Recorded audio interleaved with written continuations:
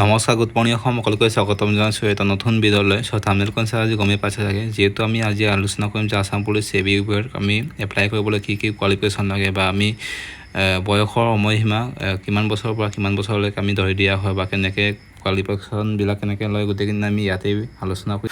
পোনপ্ৰথমতে আমি আলোচনা কৰিম যে বয়সৰ সময়সীমা। প্ৰথমতে আপোনালোকে নিশ্চয় দেখি পাইছে, ইয়াতে লিখা আছে 18 years to 25 yearsৰ ভিতৰত আপোনালোকে এপ্লাই কৰিব পাৰিব জেনেৰেল কেণ্ডিডেটসকলে। আৰু কিছুমান ইয়াতে লিখা আছে যে SC STP ST এইজ ইহঁতে এইজ ৰিলেক্সন পাব 5 years পাব আৰু 3 years পাব আপোনালোকৰ OBC MOBC এইবিলাক পাব। আপোনালোকে নিশ্চয় দেখি পাইছে, এইখিনি কথা হয়তো গম পাইছে আপোনালোকে। আৰু ইয়াতে লিখা আছে যে স্পৰ্ট পাৰ্চনৰ যোনসকল কেণ্ডিডেট আছে তেওঁলোকে হয়তো 3 বছৰ এজ ৰিলেক্সন পোৱা হ'ব। এইখিনি কথা লিখা আছে ইয়াতে, নিশ্চয় আপোনালোকে দেখি পাইছে। এতিয়া আমি এডুকেশ্যন কোৱালিফিকেশ্যনলৈ আহোঁ। এডুকেশ্যন কোৱালিফিকেশ্যন ইয়াতে লিখা আছে আপোনালোকৰ কনষ্টেবল অফ UB। আপোনালোকে যদি UBত এপ্লাই কৰিব বিচাৰে আপোনালোকৰ 12 পাছ হ'ব লাগিব, নিশ্চয় গম পাইছে এইটো কথা। আৰু ইয়াতে লিখা আছে আপোনালোকৰ এইখিনি কথা। আৰু আপোনালোকৰ যোনটো আছাম পুলিচ কনষ্টেবল ABত আপোনালোকে যদি এপ্লাই কৰিব বিচাৰে আপোনালোকে চিম্পল 10 পাছ হ'লে আপোনালোকৰ এপ্লাই কৰিব পাৰিব। আপোনালোকৰ ইয়াতে জড়িত আছে বা ইয়াতে লিখা আছে গোটেইখিনি আপোনালোকে নিশ্চয় দেখি পাইছে। আৰু ইয়াতে ফিজিকেল ষ্টেণ্ডাৰ্ড টেষ্ট যেতিয়া আমি দিবলৈ যাওঁতে আমাৰ হাইটটো কিমান হ'ব লাগিব, মেল ফিমেল গোটেইখিনি আমি ইয়াতে চাওঁ। এয়া আপোনালোকে দেখি পাইছে, আপোনালোকৰ জেনেৰেল OBC MOBC SC আপোনালোকৰ হাইটটো লাগিব। মেল কেণ্ডিডেট 162.56 লাগিব, 56 চেণ্টিমিটাৰ। আৰু ফিমেলৰ লাগিব 154.94 চেণ্টিমিটাৰ লাগিব, আপোনালোকে নিশ্চয় দেখি পাইছে। আৰু STP ST এইজ কেণ্ডিডেটসকলৰ কাৰণে মেল কেণ্ডিডেট 160.02 চেণ্টিমিটাৰ লাগিব আৰু ফিমেলৰ কাৰণে 152.40 চেণ্টিমিটাৰ আপোনালোকক হাইটটো লাগিব। আপোনালোকে নিশ্চয় দেখি পাইছে এয়া। আৰু ইয়াতে গোটেইখিনি দিয়া আছে, আপোনালোকে নিশ্চয় গম পাইছে। আৰু এইখিনি চোৱাটো আমি দৰকাৰ হয়। আৰু ইয়াতে চেজটো আপোনালোকৰ দেখি পাইছে, চেজ অনলি ফৰ মেল, অকল মেলৰ কাৰণে গোটেইখিনি ইয়াতে লিখা আছে আপোনালোকৰ চেজৰ কাৰণে। তো গোটেইখিনি আমি চেজটো আমাৰ কোনটো কেটেগৰী কিমান লিখা আছে বা দিয়া আছে গোটেইখিনি ইয়াতে দিয়া আছে। জেনেৰেল আৰু OBC MOBC STP আপোনালোকৰ নৰ্মেল চেজটো লাগিব আপোনালোকৰ 80 চেণ্টিমিটাৰ লাগিব আপোনালোকৰ। আৰু আপোনালোকৰ পোলাব লাগিব 5 চেণ্টিমিটাৰ পোলাব লাগিব। আৰু ইয়াতে লিখা আছে ST এইজৰ আপোনালোকৰ লাগিব 78 চেণ্টিমিটাৰ লাগিব আপোনালোকৰ আৰু 5 চেণ্টিমিটাৰ পোলাব লাগিব 83লৈকে। তো গোটেইখিনি ইয়াতে লিখা আছে, নিশ্চয় আপোনালোকে দেখি পাইছে। এতিয়া আহিছোঁ আমি medical standard test. Medical standard টেষ্টটো কিনো চাই আপোনালোকে এই ভিডিঅ'তে জানি লওক। আৰু মেডিকেল ষ্টেণ্ডাৰ্ড দেখি পাইছে আপোনালোকে নিশ্চয়। আৰু প্ৰথমতে আপোনালোক চাব নকনি, ইয়াতে লিখা আছে আপোনালোকৰ নিশ্চয় দেখি পাইছে। নকনি চাব আপোনালোকৰ আৰু প্লেট ফুট যোনটো আপোনালোকৰ ভৰিৰ তলত যোনটো ফুটটো সমান আছে নাই এইখিনি বস্তু চাব। আৰু ইয়াতে লিখা আছে আপোনালোকৰ স্কৰ্ট হাইজ, আপোনালোকৰ যোনখিনি চকু আপোনালোকৰ অসমান দূৰত আপোনালোকক কোন ABCD আখৰ থাকে, এই আখৰটো আপোনালোকক সৰুকৈ থাকে ডাঙৰকৈ থাকে এইবিলাক পঢ়িব দিয়ে। আৰু ইয়াতে লিখা আছে ক্লাৰ ব্লিন, তো আপোনালোকে এইবিলাক চাবলৈ দিব। যোনটো আপোনালোকৰ কিতাপত ক্লাৰৰ লগত আখৰ থাকে এই আখৰখিনি আপোনালোকক পঢ়িবলৈ দিব বা টেষ্ট কৰিব। আপোনালোকক যিখিনি হয়তো এইখিনি টেষ্ট কৰিব 1 2 4 5টামান আপোনালোকক এইখিনি চাব আপোনালোকক। আৰু আপোনালোকৰ এই যদি কোৱালিফাই হয় আপোনালোকক পাছ কৰি দিয়া হ'ব। আৰু আপোনালোকে ডকুমেণ্টছ যেতিয়া আপোনালোকে এপ্লাই কৰোঁতে আপোনালোকে কি ডকুমেণ্টছ লাগিব গোটেইখিনি ইয়াতে লিখা আছে। যে আপোনালোকৰ প্ৰথমতে এডমিট কাৰ্ড বা কাষ্ট চাৰ্টিফিকেট বা চাৰ্টিফিকেট SLC যোনটো এক্সামিনেশ্যন এডমিট কাৰ্ডটো লাগিব আপোনালোকৰ মেট্ৰিক পাছৰ চিম্পল মেট্ৰিক পাছৰ এডমিট কাৰ্ডটো হ'লে আপোনালোকৰ এপ্লাই স্পৰ্ট আপোনালোকক ৰানিং কৰিবলৈ যাওঁতে বা এপ্লাই কৰোঁতে আপোনালোকৰ লাগিব, ইয়াতে লিখা আছে। আৰু SLC পাৰ্ট চাৰ্টিফিকেট আপোনালোক লাগিব আৰু যোনটো মাৰ্কশ্বিট চাৰ্টিফিকেট গোটেইখিনি ইয়াতে লাগিব, লিখা আছে আপোনালোকে নিশ্চয় দেখি পাইছে। আৰু এমপ্লয়মেণ্ট এক্সচেঞ্জ ৰেজিষ্টাৰ কাৰ্ডটো প্ৰথমতে আপোনালোকক এইটো লাগিবই, আপোনালোকে নিশ্চয় গম পাইছে। আৰু ইয়াতে যদি আপোনালোকৰ হোমগাৰ্ড চাৰ্টিফিকেট আছে আপোনালোকৰ যদি হোমগাৰ্ডো যদি ইয়াতে দিব পাৰিব, ইয়াতে লিখা আছে হোমগাৰ্ড ট্ৰেইনিং চাৰ্টিফিকেট আছে নেকি, ইয়াতে মিনিমাম 3 years এক্সপিৰিয়েঞ্চৰ ইয়াতে লিখা আছে যে আপোনালোকক। এতিয়া আমি আহোঁ ফিজিকেল টেষ্টৰ যোনখিনি হয়তো আমাৰ কোনে ফিজিকেলতনো কেইটা ইভেণ্ট আছে আৰু কোনটোত কিমান ইভেণ্ট আছে গোটেইখিনি আমি ইয়াতে আলোচনা কৰিম।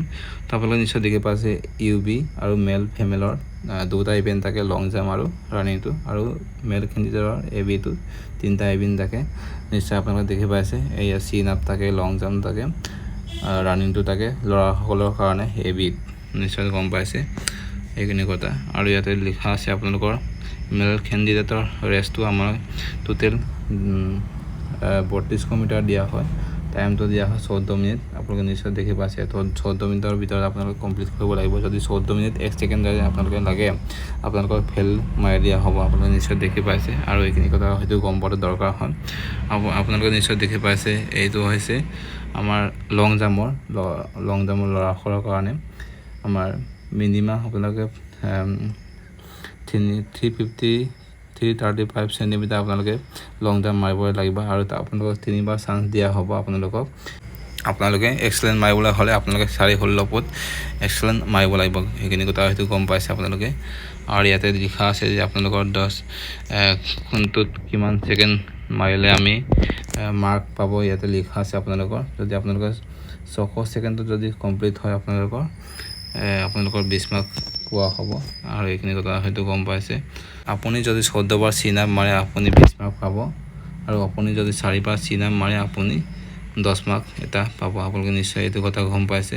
ইয়াতে লিখা আছে যে আপোনালোকে চিন আপ 4 বাৰ মাৰে আপুনি পাব 10 মাৰ্ক। এইটো কথা হয়তো গম পাইছে। আৰু তললৈ আমি স্ক্ৰল কৰি চাওঁ আৰু ফিমেল কেণ্ডিডেটৰ যোনটো কোৱালিফাই যোনটো আমাৰ ৰেচ 1600 মিটাৰ দিয়া হ'ব। আপোনালোকক টাইম দিয়া হ'ব 8 মিনিট। ইয়াতে লিখা আছে আৰু মিনিমাম 244 চেণ্টিমিটাৰ আপোনালোকৰ লং জাম্প মাৰিবই লাগিব। আৰু এক্সেলেণ্ট টাইমটো গম পাইছে আপোনালোকে 413 ফুট আপোনালোকক 3বাৰ চান্স দিয়া হ'ব। এইখিনি কথা হয়তো গম পাইছে। আৰু ইয়াতে লিখা আছে আপোনালোকৰ 330 ছেকেণ্ডত যদি আপোনালোকে কমপ্লিট হয় আপুনি যদি 20 মাৰ্ক পাব। আৰু আপোনালোকৰ যদি ইয়াতে লিখা আছে যে আপোনালোকে যদি 480 ছেকেণ্ড লাগে যদি আপোনালোকৰ 10 মাৰ্ক পাব। আপোনালোকে নিশ্চয় গম পাইছে। যেতিয়া আমি ফিজিকেল কমপ্লিট হয়, ফিজিকেলত যদি কোৱালিফাই কৰি যদি আমাক এক্সামলৈ মাতে আৰু এক্সামলৈ মাতোতে আমাৰ মষ্ট ইম্পৰ্টেণ্ট কিছুমান ছাবজেক্ট আছে বা যোনটো এক্সামত আমি আহিবলগীয়া ছাবজেক্টখিনি, এই ছাবজেক্টখিনি আমি পঢ়াটো খুবেই দৰকাৰ হয়। আৰু ইয়াৰ ওপৰত খুবেই বহু ইউটিউবাৰে হয়তো ইয়াৰ ওপৰত এটা অনলাইন কোচিং লৈ আছে বা কিছুমানে হয়তো ঘৰতে কিতাপখিনি পঢ়ি আছে। আৰু এইখিনি ছাবজেক্টখিনি আপোনালোকে সদায় পঢ়িবলৈ নাপাহৰিবা। এলিমেণ্টাৰী এৰিথমেটিক্স আৰু জেনেৰেল ইংলিছ আৰু logical reasoning, mental ability, Assam history, geography, polity, economy, general awareness, general knowledge আৰু কাৰেণ্ট এফেয়াৰ। এইখিনি ছাবজেক্ট আপোনালোকে 4টা লেংগুৱেজত এক্সামতে আহিব, আছামিজ, বড়ো, বেংগলী, ইংলিছত। আৰু ইয়াতে ফাইনেল মেৰিট লিষ্টখন যেতিয়া কাটিব আৰু ইয়াতে টোটেল মাৰ্কটো ক'ত কিমান আছে গোটেইখিনি ইয়াতে লিখা আছে আপোনালোকৰ মাজত। কনষ্টেবল অফ UB বৰ্ড মেল ফিমেলৰ গোটেইখিনি ইয়াতে লিখা আছে আপোনালোকৰ। ফিজিকেল ইভেণ্টি টেষ্ট যেতিয়া আমি যাবলৈ যাওঁতে UBৰ 40 মাৰ্ক থাকে আৰু ৰিটেনত থাকে 50 মাৰ্ক। একাডেমিক মাৰ্কটো 5 মাৰ্ক থাকে। যদি আপোনালোকৰ 60% হয় আপোনালোকে 3 মাৰ্ক পাব। যদি আপোনালোকে 75 এবভ হয় আপোনালোকৰ 5 মাৰ্ক পাব। আৰু যদি আপোনালোকৰ 45 যদি 50% আপোনালোকৰ হয় যদি আপোনালোকে 2 মাৰ্ক পাব। আৰু অৰেল বাইবা ইয়াতে লিখা আছে 5 মাৰ্ক গোটেইখিনি টোটেল কৰি 100 হয়।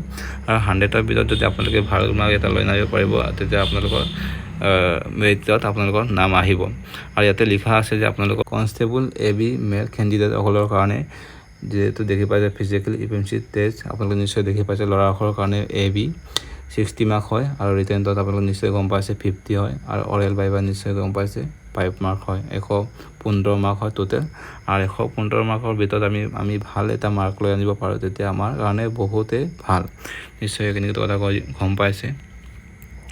আৰু ইয়াতে কনষ্টেবল অফ AB ফিমেল কেণ্ডিডেটৰ কাৰণে নিশ্চয় দেখি পাইছে ইয়াতে টোটেল ফিজিকেল ইভেণ্টি টেষ্টৰ যোনটো PST ফিমেলৰ কাৰণে 40 মাৰ্ক ফিজিকেলত আৰু ৰিটেনত 50 মাৰ্ক।